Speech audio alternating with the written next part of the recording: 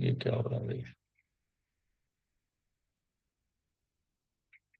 ठीक है। एक।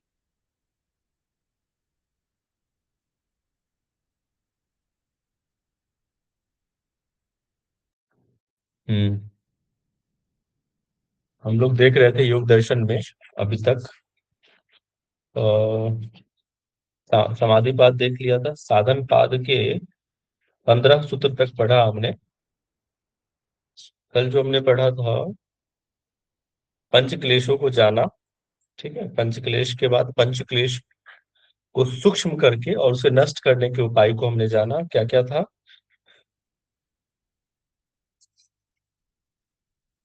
क्रिया योग के माध्यम से और ध्यान योग के माध्यम से हम क्लेशों को नष्ट कर सकते हैं, सूक्ष्म कर सकते हैं। फिर इसके जो फल हैं, परिणाम हैं, बताया कि जो पुण्य है, या फिर बोल सकते हो कि अच्छे कर्म के फल अच्छा होता है, बुरे कर्म के फल बुरा होता है, इसके बारे में भी हमने जाना। और ये सारे ही जो विवेक जन पुरुष है उनमें भी ये निहित है। जो दुख हमने जाना, तीन चार प्रकार के दुख थे: परिणाम दुख, ताप दुख, संस्कार दुख और गुण वृत्ति विरोधात। ये चार प्रकार के दुख की चर्चा हमने करी थी। ठीक है, जो परिणाम दुख है वो क्या है? सुख के प्रतीति के पीछे छिपा हुआ है। और ताप क्या है? वो है दुख के प्रतीति के पीछे छिपा हुआ, वो दुख है ताप दुख। और संस्कार दुख, वो आपके संस्कार में, जैसे कि भोगों को भोगते हुए ऐसे दुख जो भोग को हम भोग रहे हैं और उसको याद करके हम उस चीज को के लिए रोते रहते हैं, वो संस्कार दुख कहलाता है। और गुण वृत्ति विरोध, ये जो था वो गुणों के कार्यों का अपना अपने में विरोध होना। हमने आपको बताया था कि जो सत्य है, तमस और रजस अपोज करते रहते हैं। या फिर कोई तामसिक है तो उसके अंदर ऐसा नहीं कि समाप्त रहता है। हर एक, अगर कोई सात्विक भी है तो उसके अंदर रज और तम जो है विद्यमान रहते हैं। अगर कोई तामसिक है तो उसके अंदर भी सत और रज जो गुण है विद्यमान रहते हैं। ये सारे ही मनुष्य में ये रहती है। ठीक है, आज हम जानेंगे चतुर्विवाद। चतुर्विवाद is a very important topic. ये थोड़ा सा सीक्वेंस जो है पतंजलि योग सूत्र में थोड़ा अलग है। ठीक है, वो पहले हे, फिर हे हेतु को बता दिया, फिर बाद में हान और हानोपाय की चर्चा है। तो हम स्क्रीन प्रेजेंट कर रहा हूँ, एक बार मुझे बता देना कि स्क्रीन शो हो रहा है क्या।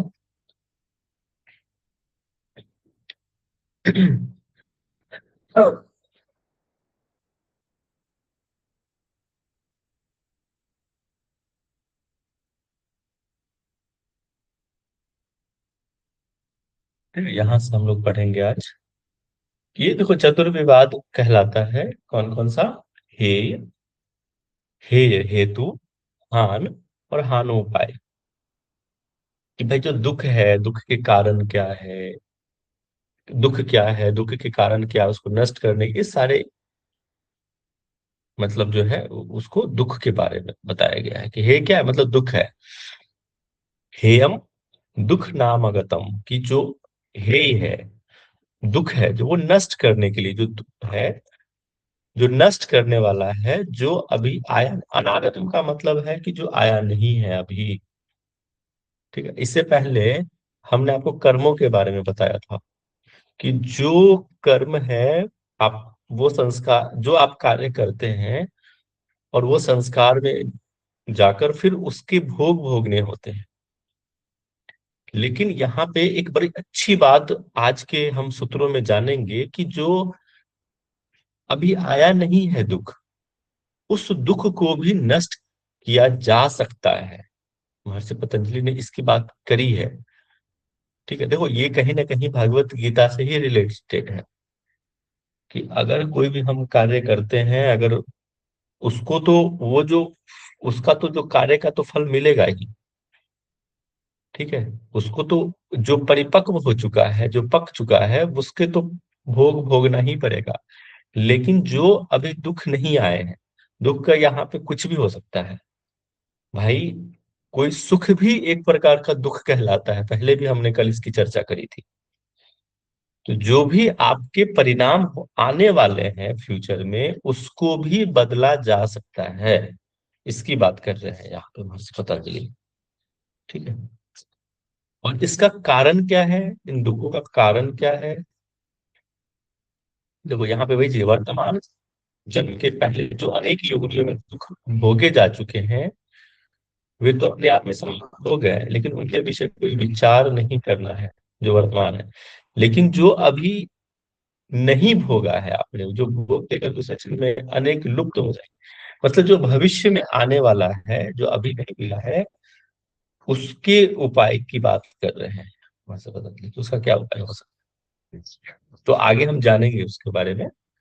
दूसरे सूत्र में महर्षि पतंजलि कह रहे हैं क्या, कि दृष्ट दृश्यो संयोगो हे हेतु, ये जो दुख का जो कारण है वो क्या है? दृष्ट और दृश्यो, जो दृष्टा है और दृश्य है, इनके संयोग के वजह से ही दुख होता है। ये हे का मतलब दुख का कारण है। हे का मतलब क्या होता है? दुख। हेतु मतलब कारण है। दुख का कारण क्या है? दृष्ट और दृश्यो। दृष्टा और दृश्यों का संयोग ही कारण है। दृष्ट क्या है? दृष्टा है शुद्ध चेतन आत्मा। दृश्य क्या है? प्रकृति। इसको सांख्य के सब के दृष्टिकोण से समझेंगे तो क्या हो गया? दृष्टा हो गया पुरुष, और दृश्य क्या हो गया? प्रकृति। ठीक है। वास्तविकता में क्या ऐसा है? नहीं है। लेकिन अविद्या की वजह से जो है, जो मूल कारण अविद्या है, उनकी कारण हमें लगता है कि जो संयोग होता है, और इसी के वजह से ही दुखों का कारण होता है। आप देखो, इस सृष्टि की रचना कैसे हुई? इस सृष्टि की रचना कैसे हुई? जब प्रकृति और पुरुष आपस में मिले, तो प्रकृति के अंदर जो भी चीज निहित था, प्रकृति के अंदर जो भी चीज निहित था, वो बाहर आने लगा। अब उसके अंदर क्या है? कोई गुण है, सत्वरज महत बुद्धि अहंकार सत्व, ये जो तत्व है, वो बाहर आने लग गए। भाई समुद्र मंथन हुआ, उसके अंदर से बहुत चीजें बाहर आई। वैसे ही यहाँ पे प्रकृति के अंदर जो सोई हुई अवस्था में है, जो प्रस्तुत अवस्था में है, जब दृष्टा का प्रकाश, सांख्य का दर्शन का कॉन्सेप्ट समझिए। मैं आपको पहले ही बता दे रहा हूँ, अभी एक इमेज में आपको दिखा रहा हूँ, इससे ज्यादा आपको रिलेट कर पाएंगे। ये दिख रहा है सभी को पिक्चर?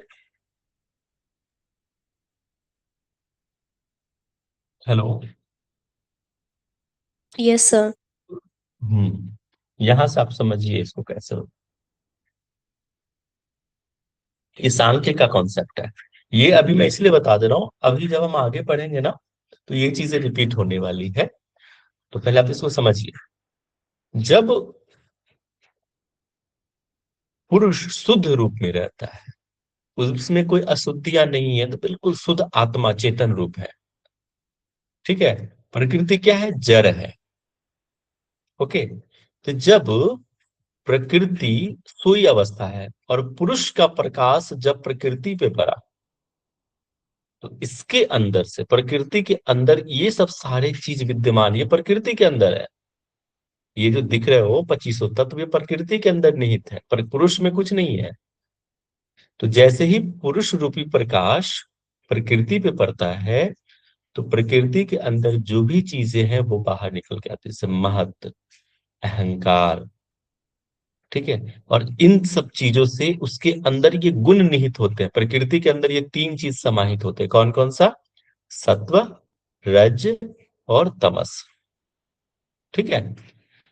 और सत्व से निकल के आता है क्या? ये बाकी के ये तत्व, मन, ये इंद्रिया, पंच इंद्रिया, आंख, कान, नाक, जिह्वा और त्वचा, और ये कर्मेंद्रिया, हाथ, पैर, बोलना, मुंह, गुदा और उपस्थ, स्क्रिटरी ऑर्गन और ऑर्गन ऑफ जनरेशन। ये आपके सत्व अहंकार के अंदर ये चीजें रहती है, रज के अंदर कुछ नहीं।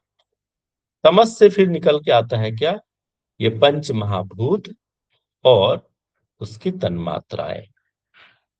तो कौन कौन से भूत हो गए, पृथ्वी, नीचे से समझो, पृथ्वी जल अग्नि वायु आकाश, और इनकी तन्मात्राएं क्या हो गए, साउंड, है ना, शब्द, इसके बाद वायु का क्या हो गया, स्पर्श, अग्नि का हो गया रूप। तेज, रूप, और वाटर का, रस। और पृथ्वी का गंध। गंध। तो ये 25 तत्व हो गए टोटल, 25 तत्व हो गए। और यहीं पे योग दर्शन क्या अलग है, यहाँ पे इन्होंने ईश्वर तत्व को भी ऐड किया है। इसको आप देखिए, और ये चीज थोड़ी देर के बाद वापस हम इस पे आएंगे, इसलिए मैंने आपको पहले दिखा दिया है इसको।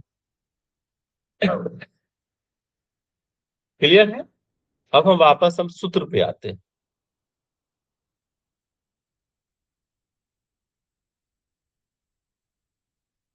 अब देखिए, जब दृष्ट और दृश्यों का जब संयोग होता है तो ही ये दुखों का कारण होता, तभी तो इतने सारे चीज निकल के आया। और ये सब चीज का कारण प्रयोजन है, ऐसे ही कोई संयोग नहीं होता। इस सृष्टि का निर्माण क्यों हुआ, भाई हम और आप कैसे जन्म लिए, यही तो रचना, तो ऐसे सृष्टि की रचना हो रही है ना।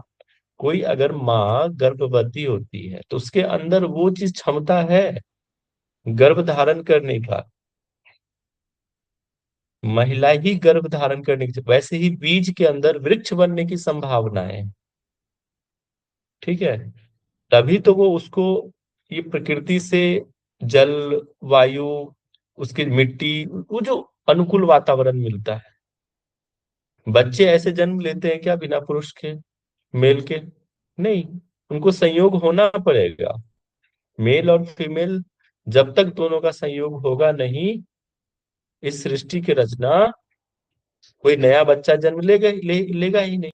तो वो कारण है ना, इसके पीछे भी कारण है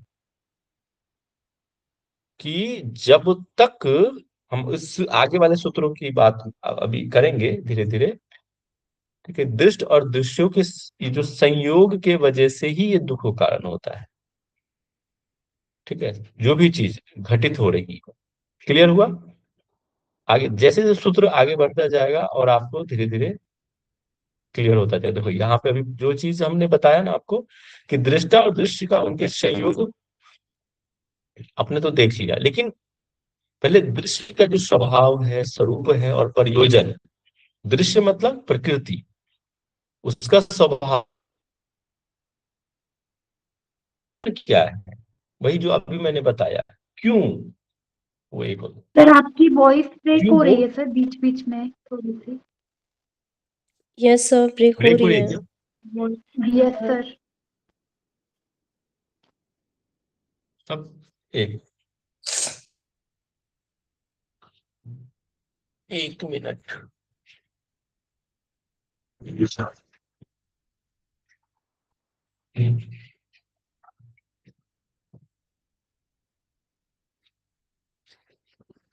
अभी ठीक है। हेलो। यस सर, ठीक है। Yes sir. ठीक है, कोई दिक्कत हो बता, बहुत अभी इम्पोर्टेंट टॉपिक, ये जो कॉन्सेप्ट है इसको समझिए। अब ये जो प्रकृति और पुरुष का जो संयोग है, और पहले हम दृष्टा के बारे में बाद में जानेंगे, वो तो शुद्ध चेतन आत्मा है। लेकिन दृश्य क्या है, मतलब प्रकृति के अंदर क्या है ऐसा चीज जो अभी हमने अभी आपको दिखाया, उसके अंदर क्या क्या चीज है, उसका स्वरूप क्या है, उसका स्वभाव क्या है, प्रकृति का, दृश्य का, और उसका प्रयोजन क्या है, उसका वो क्यों है। जैसे कोई माँ का इस अस्तित्व में कोई फीमेल का अस्तित्व क्या है।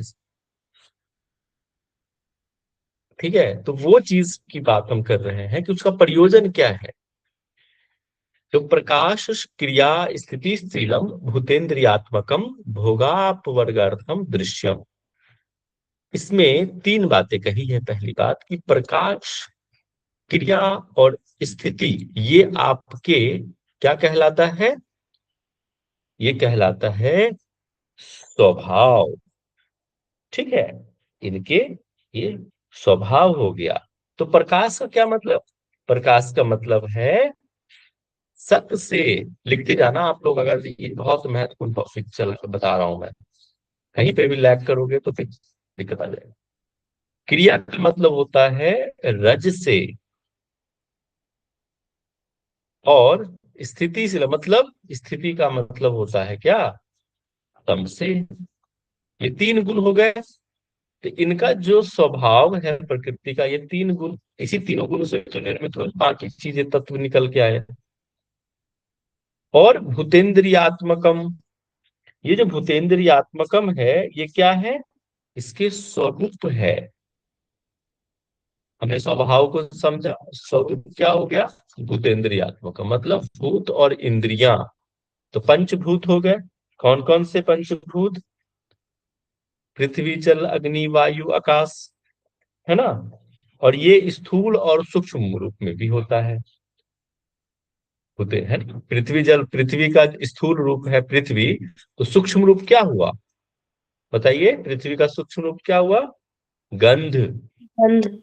गंध। रस है स्थूल, तो उसका सूक्ष्म रूप क्या हुआ? जल। जल का, सॉरी, जल का स्थूल रस। हम्म।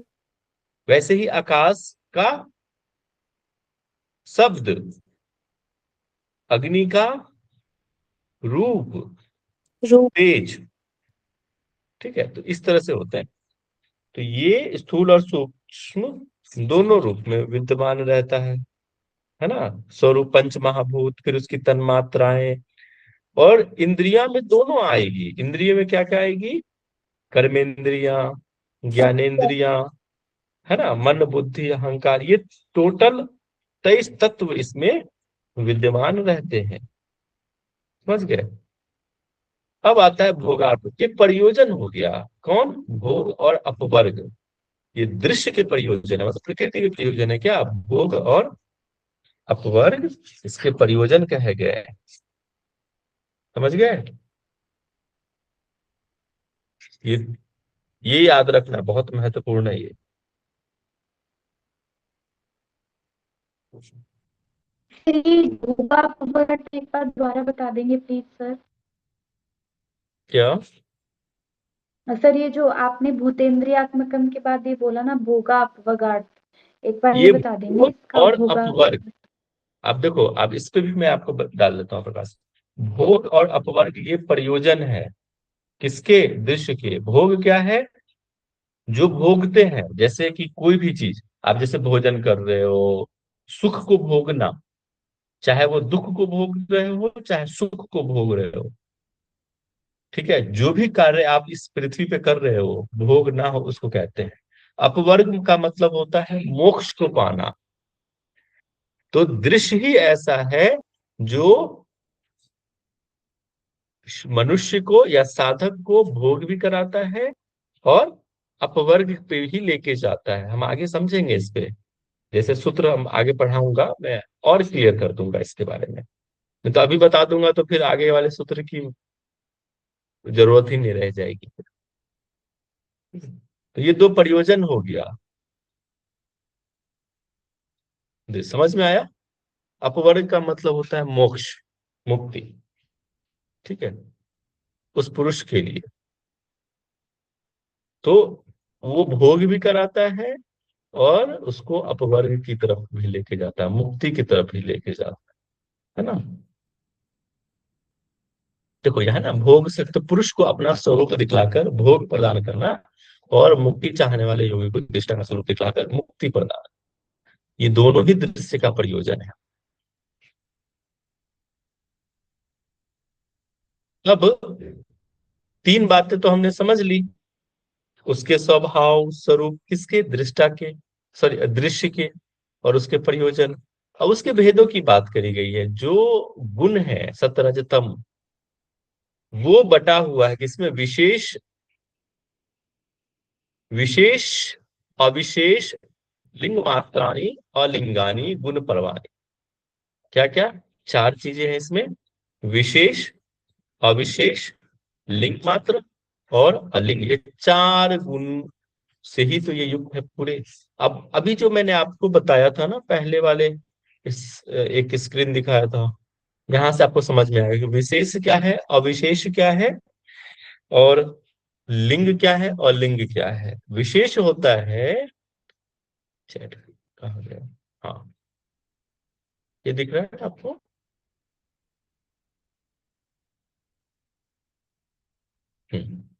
विशेष क्या हो गया? पृथ्वी, जल, अग्नि, वायु, आकाश, ये पंच महाभूत, 5 ज्ञानेंद्रियां, पंच महाभूत।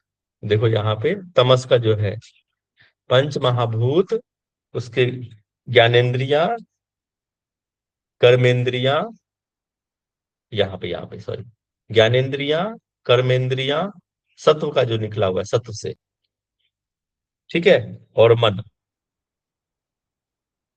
तो 5 ज्ञानेंद्रियां हो गया, 5 कर्मेंद्रियां हो गया, पंच महाभूत हो गए 15, और एक मन। ठीक है, ये जो अंतःकरण, जो कहते हैं ना मन में, वो कहलाता है आपके विशेष। ये याद रखना है आपको, वेरी इंपोर्टेंट। 16 विशेष कहे गए हैं यहाँ पे। ठीक है, 5 ज्ञानेंद्रियां, 5 कर्मेंद्रियां, पंच महाभूत और एक मन, ये 16 विशेष है। फिर अविशेष आता है। अविशेष क्या है? उसकी तन मात्राएं सूक्ष्म रूप में। कौन कौन से? जो पंच महाभूत हैं उसकी जो सूक्ष्म रूप है, जैसे आकाश का शब्द है ना, स्पर्श, रूप, रस और गंध, ये पंच जो तन्मात्राएं हैं वो कहलाता है अविशेष। और छठा है अहंकार। ये 6 मिलकर अविशेष कहलाता है। आप इसको स्लाइड वो कर लेना, चार्ट बना लीजिएगा। और लिंग क्या क्या है और अलिंग क्या है? तो लिंग जो कहलाता है वो कहलाता है आपके जो महत तत्व है, वो लिंग कहलाता है। बुद्धि के नाम से भी यहाँ पे आप समझ सकते हो, महत तत्व वो कहलाता है। ये देखो महत्व है, महत ये कहलाता है आपको लिंग। अलिंग क्या है? वो प्रकृति है। अलिंग क्या है? वो हो गया प्रकृति, मूल प्रकृति, जो यहाँ पे तीनों गुण साम्य अवस्था में पाई जाती है। जैसे ही ये, और ये क्या होता है? अव्यक्त रूप में रहता है, सोई हुई अवस्था में रहता है अभी तक सब कुछ इसके अंदर। लेकिन जैसे ही ये पुरुष के साथ मिलता है तो वो क्या होता है? अव्यक्त व्यक्त हो जाता है। जैसे कोई अंधेरा है, जैसे प्रकाश हुआ वो उजाला हो गया। जैसे कोई सामान अंधेरे में रखा हुआ है, आप उस पर प्रकाश डालते हो तो वो दिख जाता है। वैसे ही प्रकृति अंधेरे में है, सोई हुई अवस्था में है, अव्यक्त रूप में है, सुप्त अवस्था में है। लेकिन जैसे ही रोशनी पड़ती है पुरुष का, तो वो क्या होता है? बाहर आ जाता है, वो दिख जाता है कि इसके अंदर क्या क्या है। तो वो कहलाता है अलिंग। प्रकृति क्या है? अलिंग है, जो अव्यक्त रूप में पाई जाती है। ठीक है, क्लियर हुआ?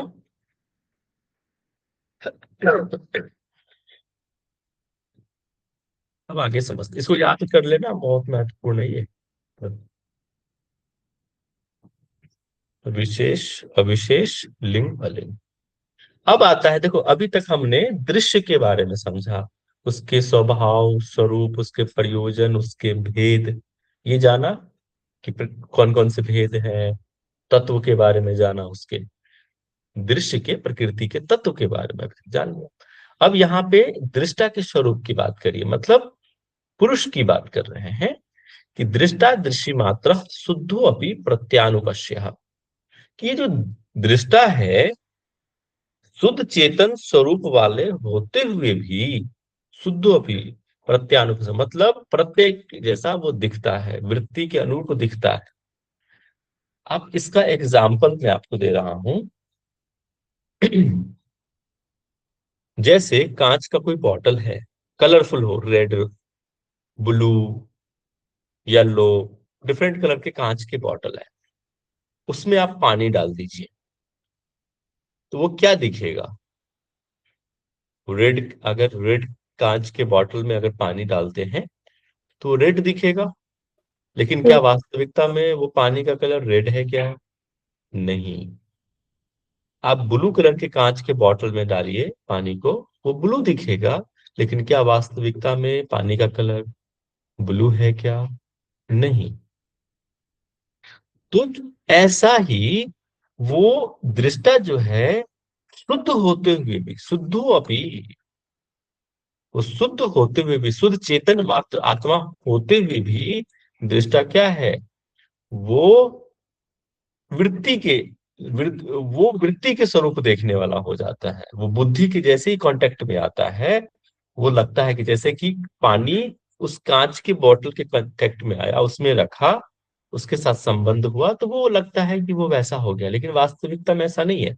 मैंने ये एक एग्जाम्पल एक और आपको दिया था कि जैसे ही आप मूवी कोई देखते हो, याद है हमने एक तीसरा सूत्र है समाधि पाद का, किसी को याद है? कि जब जी सर, वृत्ति सॉरी तीसरा नहीं, सारूप्यम चौथा इत्र है, चौथा। हाँ, वृत्ति सारूप्य मित्रता। सारूप्यम इत्र मित्र।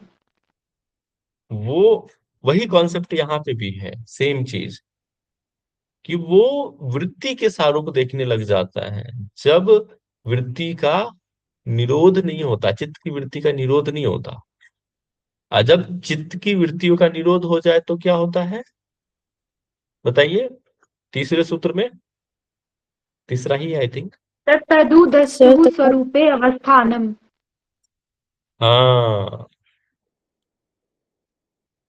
तो वो शुद्ध चेतन है, रूप है, लेकिन क्या होता है कि वो संयोग से, जब प्रकृति पुरुष का संयोग होता है, तो वो अपना वास्तविक स्वरूप तो रहता ही है, लेकिन वो से लगता है कि वो, उसके अंदर वो वृत्ति आ गई है, लेकिन वास्तविकता में ऐसा होता नहीं है ना। जैसे अभी कांच का बॉटल का हमने एग्जाम्पल दिया, इसको याद रखना। देखो, वास्तव में दृष्टा क्या है? पुरुष आत्म तो सर्वदा शुद्ध निर्विकार रूप है, कुटस्थ असंग है, तथापि इसका संबंध प्रकृति के साथ अनादि सिद्ध अविद्या से माना जाता है। जैसे अविद्या की वजह से ही क्या होता है, वो एक होकर लगता है कि वो उसका स्वरूप बदल गया, लेकिन ऐसा वास्तविकता में नहीं है। ठीक है। तदर्थ एव दृश्यस्य आत्मा। अब यहाँ पे दृश्य और दृष्टा के स्वरूप का वर्णन करने के बाद दृश्य के स्वरूप की सार्थकता का प्रश्न। अब जो दृश्य है उसके स्वरूप की सार्थकता का प्रतिपादन कर रहा है, उसके बारे में बता रहा है कि भाई अब वो एक हो रहा है, उसकी सार्थकता क्या है? कहीं ना कहीं इसके प्रयोजन से ही है। क्या प्रयोजन, क्या हमने बताया था? भोग और अपवर्ग, यही है। तदर्थ एवं दृश्य आत्मा, कि दृश्य का आत्मा, उसका जो स्वरूप है, तदर्थ एवं उस दृष्टा के लिए ही है। अब जैसे किसी स्त्री का, स्त्री की खूबसूरती किसी पुरुष के लिए होता है, देखो कि कोई भी अदरवाइज नहीं लेगा, मैं बस समझाने के दृष्टिकोण से कह रहा हूँ, मुझे किसी जाति विशेष पे मैं टारगेट नहीं कर रहा हूँ, बट ये दोनों के लिए हो सकता है, स्त्री और पुरुष। पुरुष के बिना स्त्री अधूरी है, और स्त्री के बिना पुरुष अधूरा है। वैसे ही प्रकृति के बिना ये पुरुष, और पुरुष के बिना प्रकृति अधूरा है। प्रयोजन है ये उसका, कि अब जैसे अ, जो भोग और अपवर्ग की बात हमने करी थी, उसको मैं आपको इस तरह से समझाता हूं कि क्यों। जैसे कोई,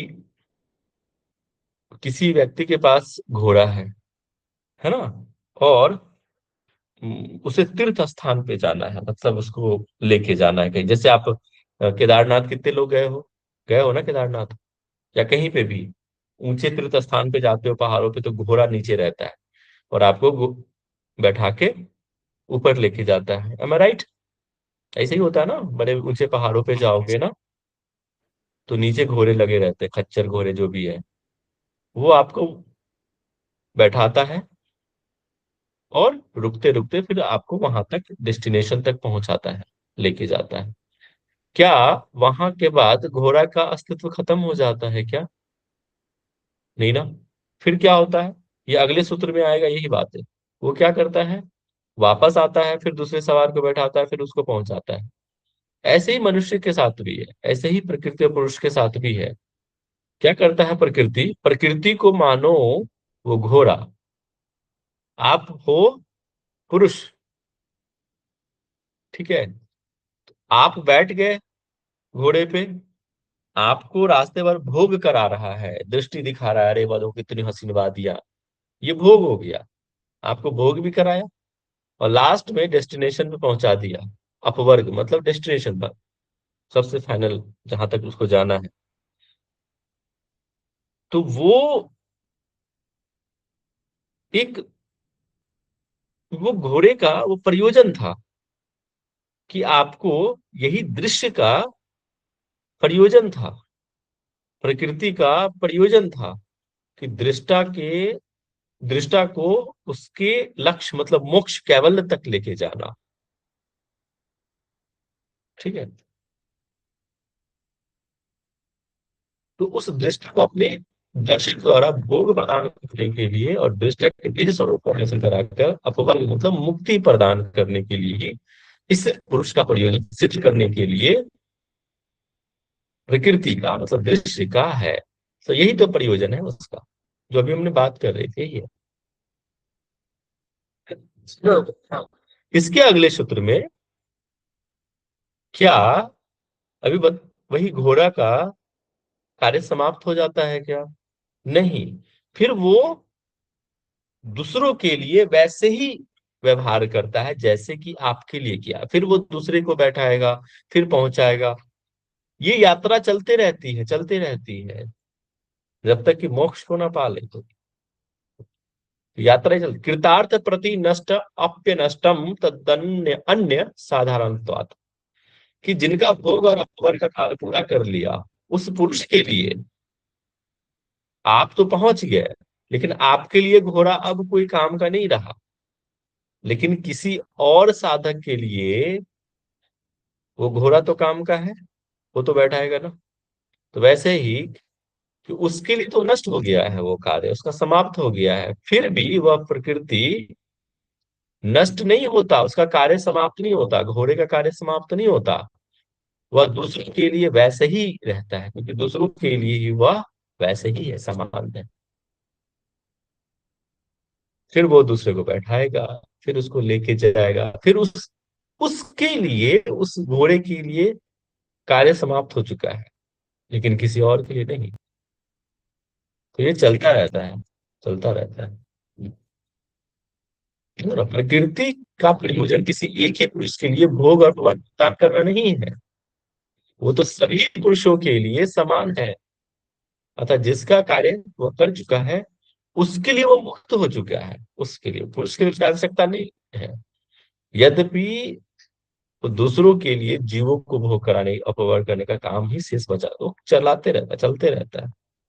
समझ गए? क्लियर हुआ?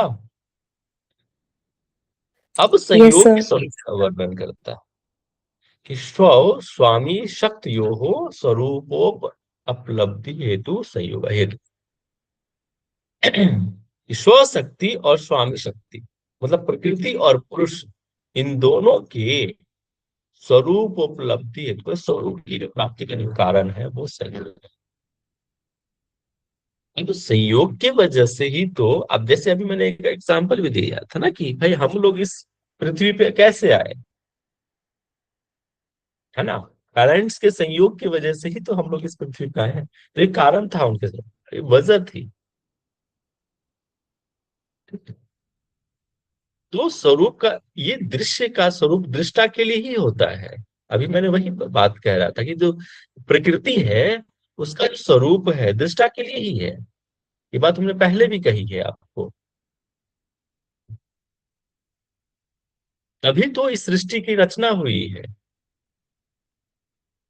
अगर सृष्टि, अगर संयोग ना हो तो सृष्टि की रचना ही नहीं होगी, तो फिर भोग और अपवर्ग होगा ही नहीं। संयोग होगा तो ही भोग और अपवर्ग होगा।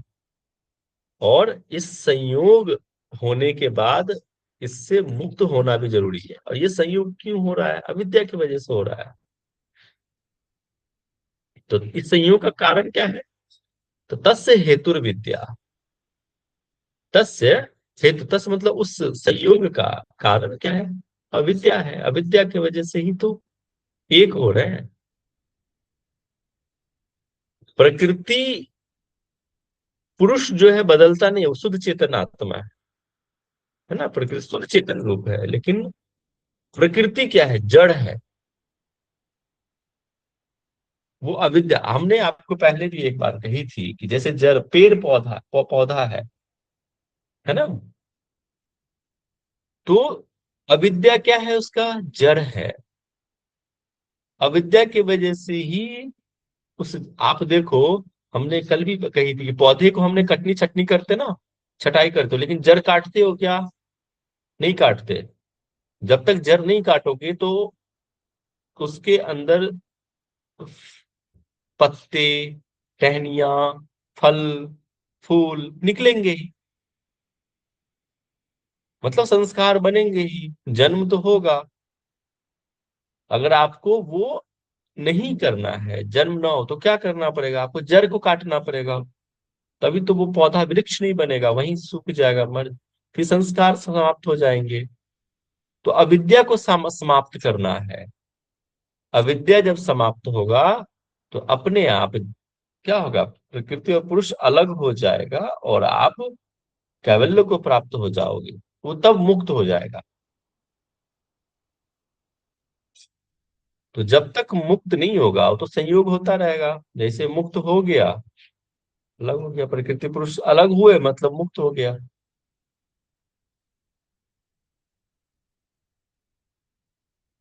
तो ये देखो, आप कहोगे सर ये बड़ा कंट्रोडिक्टरी, आपके माइंड में सर तो सब एक दूसरे से लिंक्ड है। हाँ बिल्कुल। हमने कुछ देर पहले एक बात कही थी कि हम कोई भी कार्य करते हैं उसको तो भोगना पड़ेगा, है ना। फल तो आएगा ही आएगा।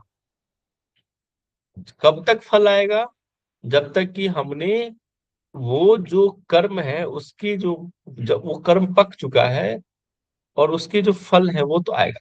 लेकिन जो आने वाले फल हैं, मतलब जो कार्य होंगे, फिर उसको समाप्त किया जा सकता है। तो वही होता है निष्काम कर्म से। जब आप कोई कार्य करते हैं तो वो धीरे धीरे धीरे मोक्ष की तरफ जाता है।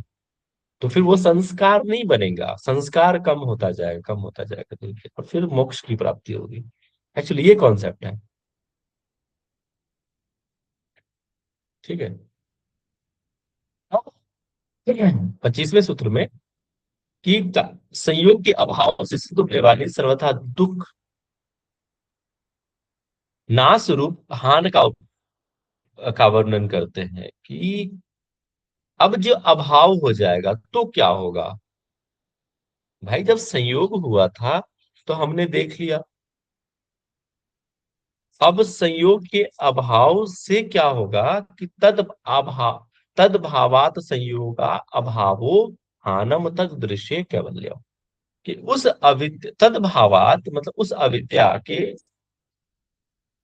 अभाव से संयोग का अभाव हो जाएगा। अभी मैंने वही चीज कहा कि अविद्या नहीं रहेगी तो पृथ्वी, सॉरी, प्रकृति और पुरुष संयोग नहीं होगा। और जब संयोग नहीं होगा तो हान मतलब जो दुख है, उन, यही हानम मतलब ये जो दुख है, आने वाले जो भावी दुख है, उनका भी क्या होगा? अभाव हो जाएगा। और वही दृश्य मतलब शुद्ध चेतन आत्मा कैवल्य, तब जाके कैवल्य की प्राप्ति होती है। सीधी सी बात है। तद अभावात मतलब कि उस अविद्या के अभाव से संयोग का अभाव हो जाएगा, मतलब प्रकृति और पुरुष का अभाव हो जाएगा, दोनों अलग हो जाएगा। जो शुद्ध चेतन स्वरूप था पुरुष का, वो अपने वास्तविक रूप में आ जाएगा, और जब वास्तविक रूप में आएगा तो वो कैवल्य की प्राप्ति कर लेगा, है ना। आपको पता है, एक बोगला या कुछ तो हंस है जो खीर को दूध को अलग कर देता है ना, सुना है ना। वो पी लेता है दूध को और पानी अलग हो जाता है, या पानी पी लेता है दूध अलग रहता है, वो उसके अंदर ही वो थमता है। क्या बच गया? दोनों तो मिला हुआ था ना, पानी और जल मिले हुए थे, लेकिन देखो वो अलग हो गया, तो अलग हो गया तो क्या बच गया? जो वास्तविक जो चीज है, शुद्ध रूप, वो बच गया। वैसे ही प्रकृति, जो पुरुष का जो वास्तविक स्वरूप क्या था, शुद्ध चेतन रूप, उसके अंदर मिलावट आ गई प्रकृति से मिलने के बाद। और वो मिलावट हट जाए, गंदगी हट गया, तो फिर क्या बच गया? शुद्ध चेतन स्वरूप ही तो बच गया, तो वही कैवल्य। शुद्ध चेतन स्वरूप ही तो कैवल्य कहलाता है। आया समझ में? और ज्यादा तो नहीं हुआ? चले ठीक है, तो ये लास्ट है। अच्छा और इसी से क्या होता है? उक्त दुख के अत्यंत अभाव रूपहान का उपाय बतलाता है क्या, कि ये दुख का उपाय क्या है? विवेक ख्यातिर विपलवा। जब विवेक ख्याति जब आता है, विवेक ज्ञान जब आता है, इसको आप कह सकते हो आत्म साक्षात्कार। जब साधक के अंदर आत्म साक्षात्कार आता है, सही गलत की परख आती है कि नहीं ये तो अलग है, प्रकृति पुरुष अलग, उस कहता ना कि प्रकृति पुरुष एक रूपता से ही वो अविद्या की वजह से होता है, लेकिन जैसे ही विवेक आया तो अविद्या तो हट गई, है ना।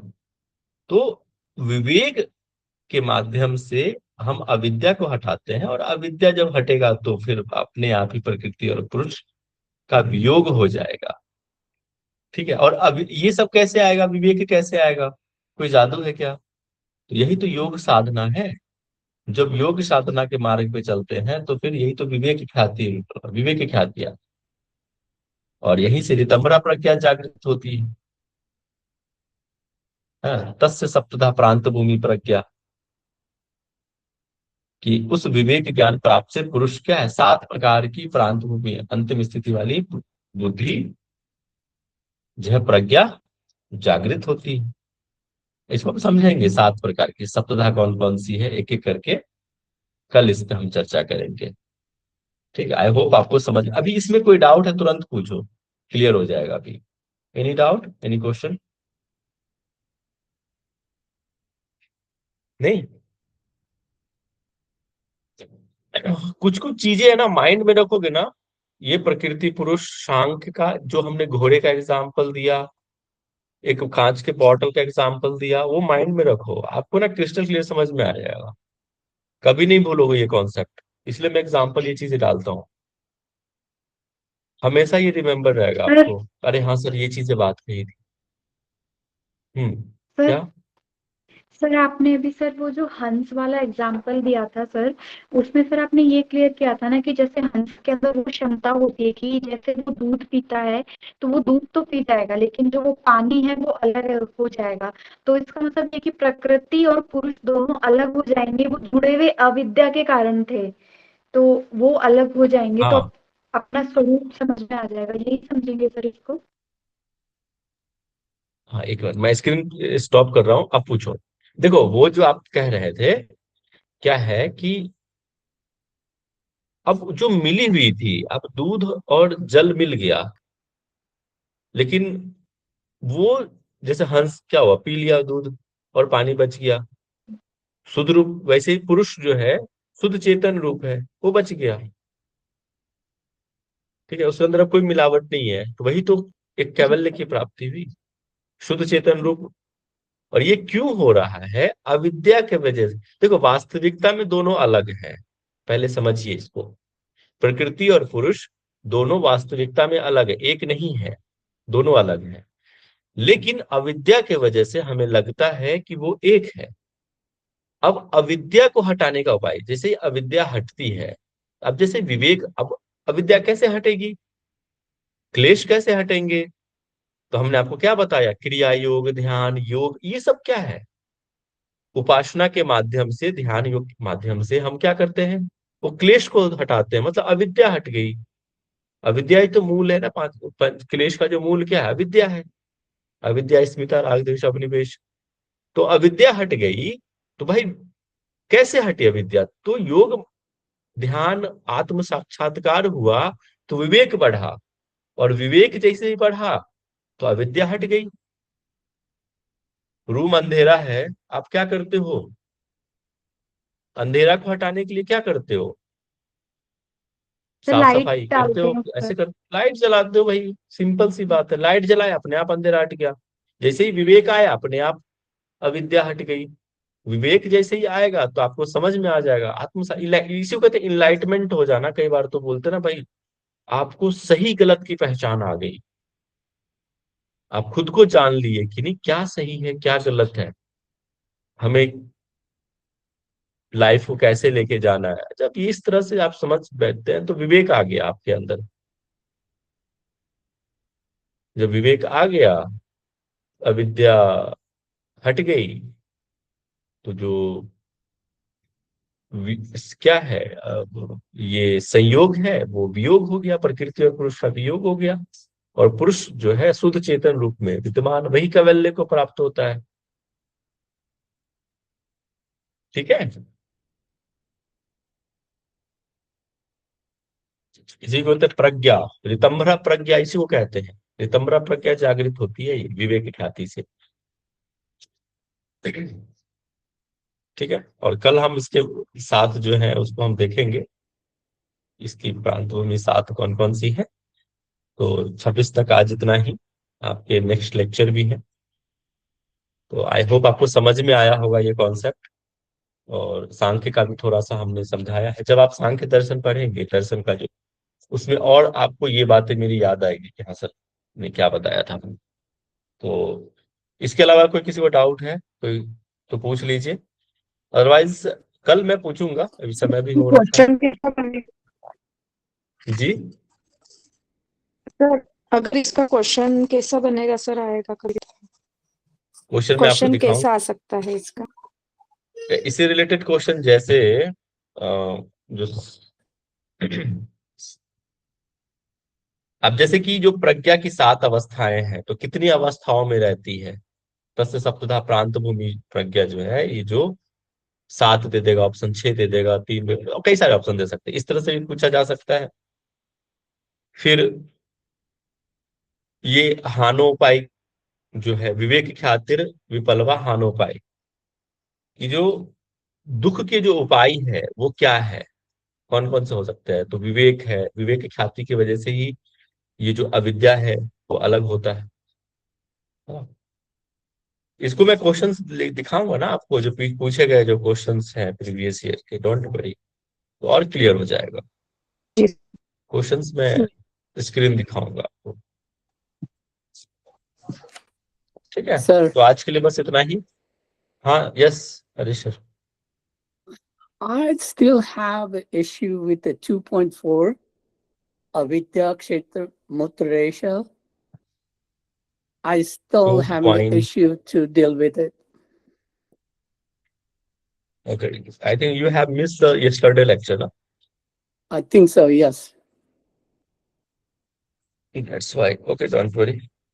Explain. 2.4, I think.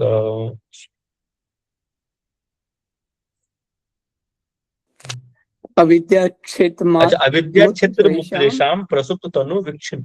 अविद्या जो है ये चार अवस्थाओं में रहती है, जो अविद्या का जो क्षेत्र है। अब जैसे आपका घर चार जगह पे हो सकता है, इंडिया में, अमेरिका में, कनाडा में, कई अलग अलग जगहों पे हो सकता है। वैसे ही अविद्या चार अवस्थाओं में विद्यमान रहती है। कहाँ कहाँ? प्रसुप्त, तनु, विच्छिन्न और उदार। ठीक है। प्रसुप्त में जो अविद्या है सुई हुई रहती है। प्रसुप्त का मतलब सुई हुई। Are you understanding my words? Hari sir, Yes. What I am Yes. Saying? Yes. प्रसुप्त Yep. मतलब सोई हुई अवस्था है। उसके अंदर इतनी एनर्जी नहीं है कि वो कोई कार्य कर सके, बिल्कुल Hmm. Relax. Okay. Then second one is तनु। तनु का मतलब कमजोर, मतलब अब वो ऐसा है कि थोड़ी सी शक्ति आई है उसके अंदर, बट वो किसी को नुकसान नहीं पहुंचा सकता, ये तो कंफर्म है। मतलब थोड़ी सी एनर्जी आई है उसके अंदर। Hmm. विक्षिन्न होता है कि वो पूरी तरह से एनर्जाइज हो चुका है, बट किसी को वो नुकसान पहुंचाए ना पहुंचाए ये गारंटी नहीं है, मतलब डाउट है। विक्षिन्न हो चुका है मतलब जागृत अवस्था है ये अविद्या की। और चौथा है उदार। मैं आपको एग्जांपल से समझाऊंगा, डोंट वरी। उदार है मतलब ये क्लेश की प्रबल अवस्था है, एक्सट्रीम। इस वक्त वो किसी न किसी को नुकसान पहुंचाएगा ही पहुंचाएगा। जस्ट एन एग्जाम्पल, कोई साइकोपैथ पेशेंट है या कोई साइकोपैथ इंसान है, एनी पर्सन, वो सोया हुआ अवस्था में है मेडिसिन लेके। अब वो बिल्कुल ये सत्य है कि वो किसी को नुकसान नहीं पहुंचा सकता, बिल्कुल रिलैक्स है, ये कंफर्म Right. है। वो Mhm. प्रसुप्त अवस्था है। अब उसके अंदर इतनी एनर्जी आई है, थोड़ा बहुत खाना पीना खाया है, अब वो चार्ज थोड़ा हुआ है, बट मतलब यूं कहे कि कमजोर है, फिर भी इतना नहीं सकती है उसके अंदर कि वो किसी को नुकसान पहुंचाए, वो साइकोपैथ। तीसरा है, अब वो पूरी तरह से हेल्दी है, वो आप पूरी तरह से एक्टिव है।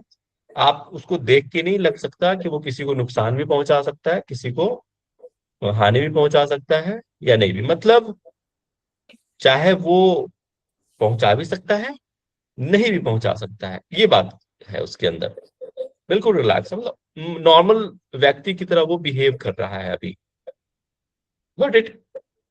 अब चौथा जो है उदार, अब ये कंफर्म है कि वो किसी ना किसी को नुकसान पहुंचाएगा, मतलब सही को गलत, गलत को सही कर सकता है, मतलब ये कंफर्म है कि वो किसी को हार्म करेगा ही करेगा।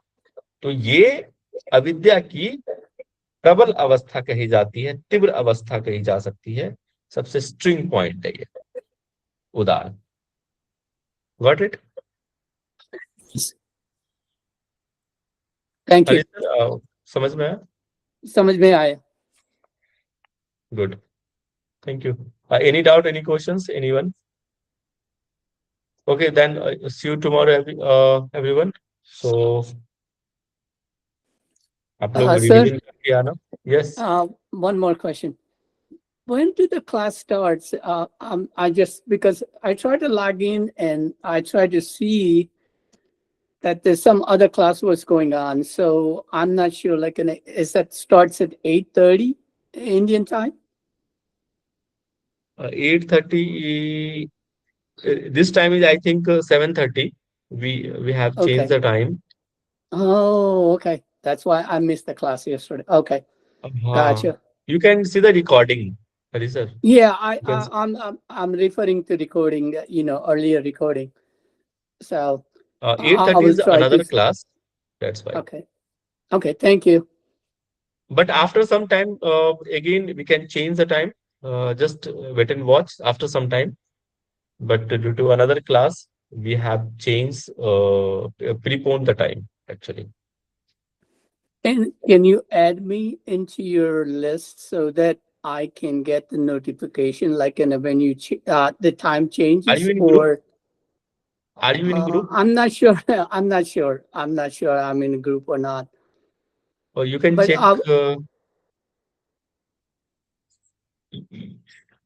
MDYA. This is a group is MDYA group number 15. You can check it. Okay. Okay. I will get it. Okay. Thank you. Okay. Otherwise, you can text to admin. Thank you. See you tomorrow. Namaste. Subhratri.